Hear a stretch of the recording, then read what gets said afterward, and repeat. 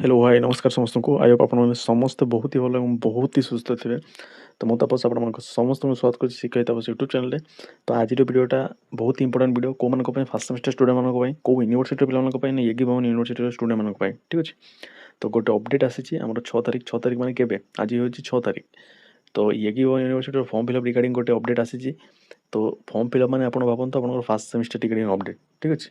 तो जो मैंने भावुले वेट करूँ आम येगी भवन फास्ट सेमेस्टर केवे हम। तो आज वीडियोटा देखो आपको मुझे कहि कौ डेट्रे आपंकर एग्जाम हम आउ केते दिन रहा केमी प्रिपेयर हे केवे आप माने केते दिन हाथ में रहा एवरीथिंग आप वीडियो जानवे। अदर यूनिवर्सिटी स्टूडेंट मैंने भी देखो आपको भी अपडेट देदेवी वीडियो लास्ट ठीक अच्छे। तो स्टार्ट करुच्ची जो मैंने चैनल को नुआ चैनल को सब्सक्राइब वीडियो को लाइक शेयर करेंगे सहित आप सांगसाथी पाखे समस्त को शेयर करूँ जान से भी जनातु ठीक अच्छे। तो देखो यहाँ हूँ 6 तारिख मैंने आज डेट्रे आसी येगी भवन यूनिवर्सिटी। येगी भवन शॉर्ट फॉर्म हूँ YVU येगी भवन यूनिवर्सिटी ओके। तो देखो ये लिखाई कौन nomination BEd degree first semester regular and supplementary 25 batch भी लिखाई। ओल्ड बैचेस फ्रॉम 21 टू 25 माने आमर जिते ओल्ड बैचेस थी जो मन बैक थी 2021 टू 25 जाए सहित 25 रु 27 नुआ बैच पे fast semester form fill up notice आसी ठीक अच्छे।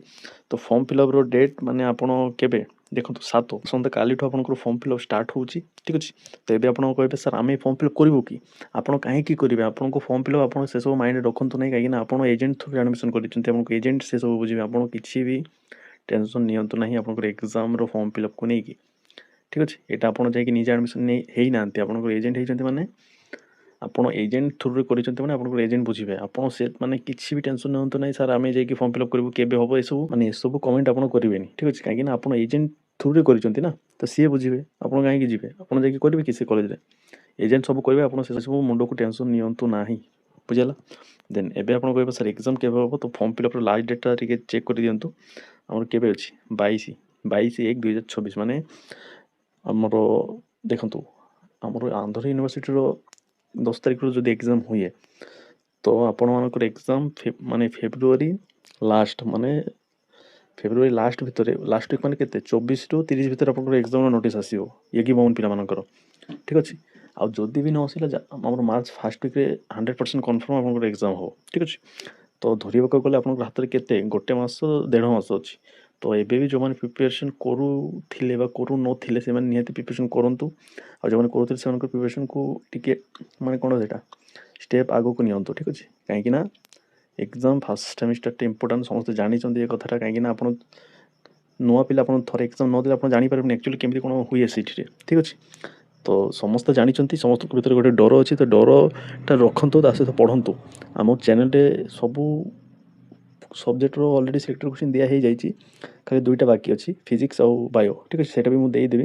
अदर जहाँ भी सिलेक्टेड क्वेश्चन सब दिखाई फॉलो करूँ प्लेलिस्ट आज अच्छी तापर डायग्राम भी दिखाई जाइए आहरी प्रिपेयर होची आईसीटी डायग्राम नेक्स्ट वीडियो आणुची ठीक अच्छे। तो सबको देखूँ जहाँफल आप एग्जाम भल स्कोर करेंगे आपंकर एग्जाम आउ थे कौन फेब्रुआरी लास्ट वीक कि मार्च फर्स्ट वीक ठीक अच्छे। आम आंध्र पे मत कमेंट करेंगे निहाती मुझे जानी सर आम एग्जाम के अरे आपंकर एग्जाम टेंटेटिव थी 28 जनवरी तो 28 जनवरी एग्जाम हेनी यहाँ कैंसल ठीक अच्छे।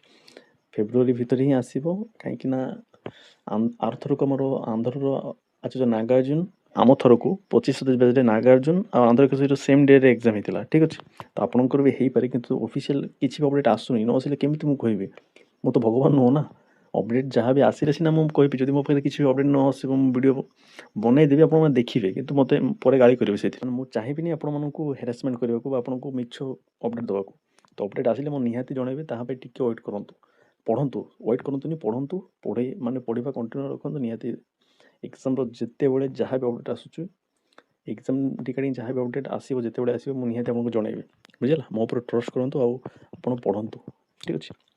तो ये आपंकर येगी भवन यूनिवर्सिटी फर्स्ट सेमेस्टर रिगार्डिंग। तो जो मैंने येगी भवन से निहाती इनफर्मेशन पाई अदर यूनिवर्सिटी भी आसीज टेंशन नियंतुनी पढ़ु ठीक अच्छे।